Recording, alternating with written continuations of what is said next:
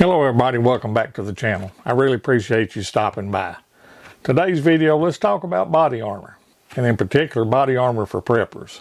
There's lots of videos out there talking about body armor and preppers and how you need to get this body armor. And for me, one thing that I see is too many new preppers, including myself, when they first get started, they want to jump on the tactical bandwagon and grab all the tactical gear and all the cool toys. And they get caught up in that, and they're not concentrating on other areas that's more important. Body armor may be something for you, but let's talk about it. I'll show you what I've got set up, and we'll see what everybody thinks. I know one thing that I don't see in a lot of videos is people talk about it's heavy, but they never show you what the actual weight of it is. I'm going to put mine on the scale over here. I've got a set of hanging scales that I use during trapping season. We'll hang this body armor up and this other battle belt, as people call it, on a scale, and we'll see what it weighs. When we get to that point, before you see what the actual weight is, drop a comment below and tell me how much you think it weighs. I think you're really going to be surprised. Anyway, stick around and let's take a closer look at this. All right, everybody. What I have is basically kind of a two-part system. This first part is a belt with pockets and suspenders on it. Many people call it a battle belt. But kind of what I've got here, we'll go around and show you. Of course, I've got two mag pouches with AR mags here. And extra pistol mag and a multi-tool. Next to that is my radio. I have this remote installed to an antenna over here that I can fold out to where it's up in my back and out of the way. And in between those is just a standard dump pouch. So you can use that to put you some extra calories in or whatever. Going on around this side, I have a canteen. There is a canteen cup down in the bottom. And this pocket here, I have some nitroxane tablets for fire and a bottle of water purification tablet. And this other pocket on the side here, some Bic lighters. There's the back of the belt where the suspenders hook. We'll swing it around and start on the other side. On this other side here, first thing is a pouch with a cat tourniquet and a pair of trauma scissors. Then I have another AR magazine. I have a pair of gloves. Two more pistol mags. And below that on a drop holster, which fits my Smith & Wesson M&P 2.0.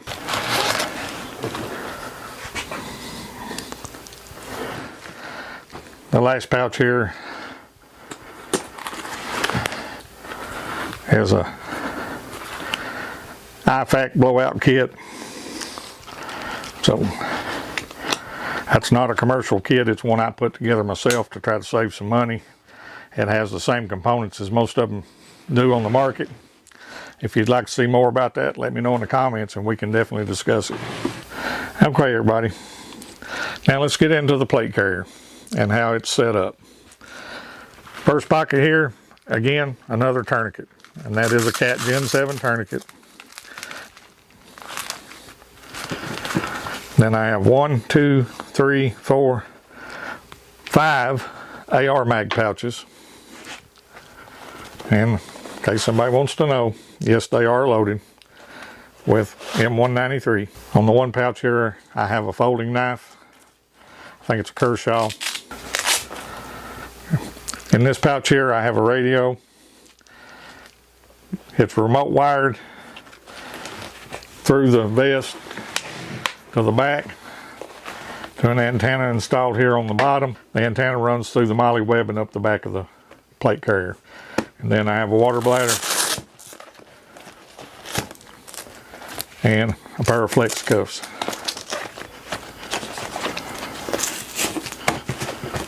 Now let's swing it around to the other side. And over here on the other side, I have another IFAC blowout kit. And yes, it does have the plates. This is the Caddy Armor Level 3A steel plates with a spall coating.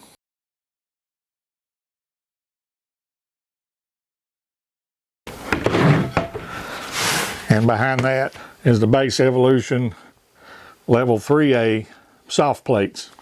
And that is to protect against when a bullet strikes that steel plate, it's going to stop it, it's going to shatter, but it can also indent in, and that's going to push into against your chest. So that's just some extra padding and extra protection. And I do have these in front and back. And in the sides, I do have the small side plates.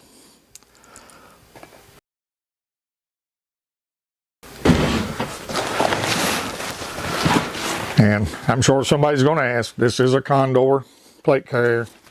It does have the quick release buckles to get out of it. And it does have the drag handle on the back.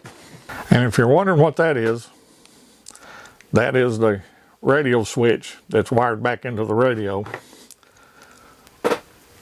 And I have a set of headphones that plugs in there. These are the Howard Light to provide hearing protection. And they have the microphone, so the audio for the radio comes in through these headset. So you're also getting hearing protection, but you can still hear your radio, and have a microphone for transmitting. Okay, everybody, that's the plate setup in the plate carrier and the battle belt, if that's what you want to call it. So now let's talk about, do you really need this setup or do you not need this setup? First off, let's talk about the weight. Everybody drop a comment below. Let me know what you think this thing weighs altogether. We'll throw it on the scale there, and I'll put the pictures in and show you what this stuff actually weighs.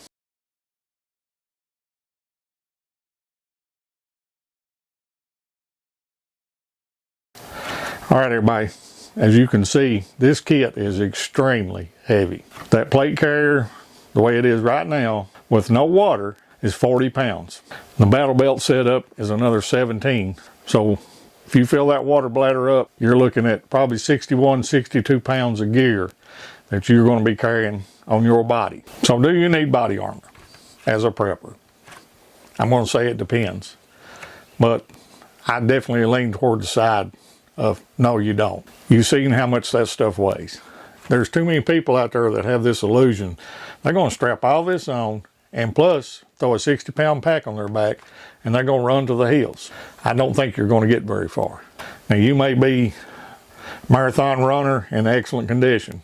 I mean, you've seen me in my videos. I'm definitely not, and that's something I need to improve on. But if your concerns is you're going to be in running gun battles, then you're living in the wrong neighborhood, and you need to move. Body armor does work. It has saved lives, but what people need to remember, those lives saved due to body armor is where we've still got modern health care services in place, and people can be quickly evacuated to a trauma center and saved. In a shtf event, probably not going to be no trauma centers and no way to get you to a trauma center. Maybe your group has a surgeon in it and they can save your life. But odds are most of us, it's not really going to help. Now, the other thing about body armor that people need to understand, you're protecting your cavity, body cavity right here where the heart and lungs are, the vital organs. But there's no protection here, no protection here, and your noggin is not protected. Now, you may have a helmet, so there's additional weight to go with that. So the thing is when bullets fly, they don't just fly straight at you to the front or to the back. They could be coming from multiple directions, and even though you've got that body armor on, you could still get a gunshot wound that's fatal. The other thing is, if you get hit in the legs, your femoral artery, you can bleed out in 1 to 2 minutes easily, and that's the reason for the tourniquets. There again, everybody's into these blowout kits and IFAKs, and they're fine now, but if we don't have no health care services available, you're fighting a losing battle, I'm afraid. Where would body armor work great? If you're defending a static position and you're not on the move and you're not trying to shoot, move, and communicate, then body armor might be a good option because you're not trying to run around carrying all that weight and you're stationary. The other place where it might be good to have is if you don't live at your bug out location and you're trying to drive from point A to point B, your home to your bug out location, you may want to wear some body armor in that vehicle in case you was to get ambushed. That way you've got that additional protection. You're seated in a vehicle, and again, you're not trying to carry all this weight around. But other than that, that's really the only two options I see where body armor would be beneficial. Odds are, I'm going to say 99.9% of us are not operators, we're not special forces, and we're not going to be out here in these running, gunning gun battles. If that's what you think is going to work for you, then by all means you do you. But I'm just saying, I don't think that body armor is necessarily a good option for preppers. Now, if you've got a year's supply of food put away, you've got enough garden seeds and garden supplies for 2 or 3 years, you've got the land to do that on, and you've got all your other preps covered, then yeah, you may want to look into getting some body armor. But don't be like me and a lot of others that made that mistake, and that was one of the first purchases we made instead of one of the last purchases that we made. The body armor is cool and all, and yes, there's all kinds of big YouTubers out there telling you got to have this stuff. And I know I don't have a big channel, but that don't mean I don't know anything. So I can tell you one thing, I don't care how much salt and pepper you put on that stuff, it ain't going to taste very good. So make food your first priority along with your water. This should be one of your last priorities, or maybe not even something you consider at all. You know, that money could be well spent on other things that would be far more important and far more practical. But anyway, let me know in the comments below. Let's get the controversy started. All right, everybody, I really appreciate you watching. If you found this helpful, hit that like button. Let us know. If you found it useful, share it with other people. But like I firmly believe, body armor is probably not something that preppers need. Please hit the subscribe button if you haven't subscribed already. And remember, prepare today for what may happen tomorrow. And I will see you on the next video.